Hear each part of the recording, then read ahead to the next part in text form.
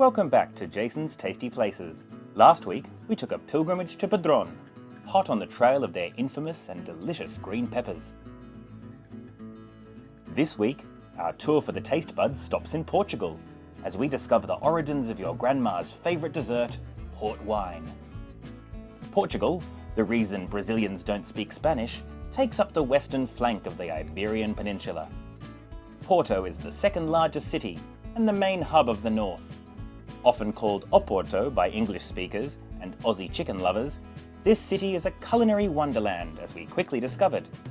Straight away we found a Portuguese custard tart or pastel de natas bakery preparing a batch of their creamy, dreamy treats.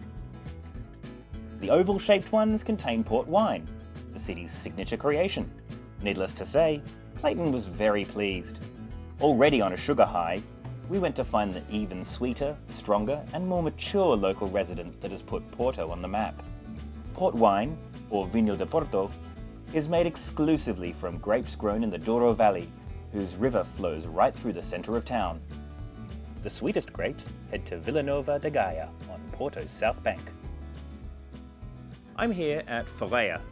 I think I'm pronouncing that right. Apologies if I'm not.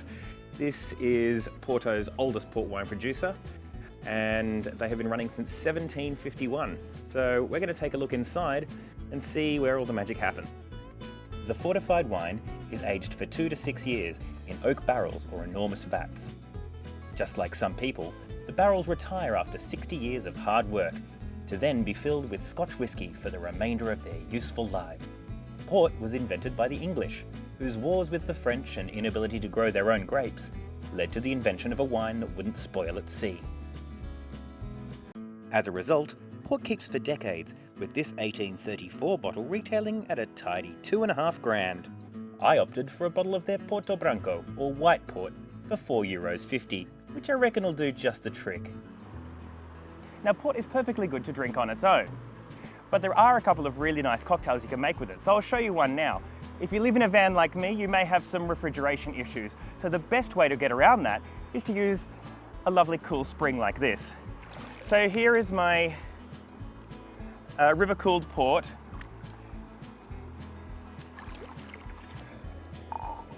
Chilled to perfection. We put a splash of that in. This is a white port, or a Porto Branco from Portugal, where we visited before.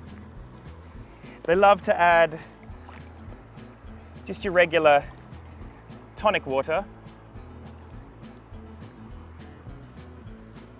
Oh, there goes the port, to pick that up at the end. Tonic water. Some lemon. Ah, perfect.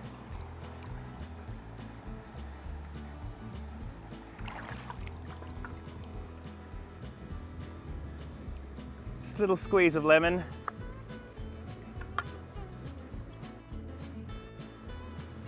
And of course, some mint. Now, it's one of the easiest things to grow at home, but if you're here in Portugal, you can just pick it wild. It's really the nicest way. Chuck that in there.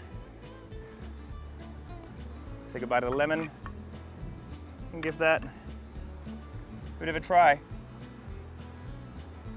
Absolutely refreshing. So thanks for joining us this week in Porto, and next week we'll be heading to Padrón to discover Galician food and the home of peppers. In the meantime, remember, there's nothing quite as delicious as local produce. Cheers.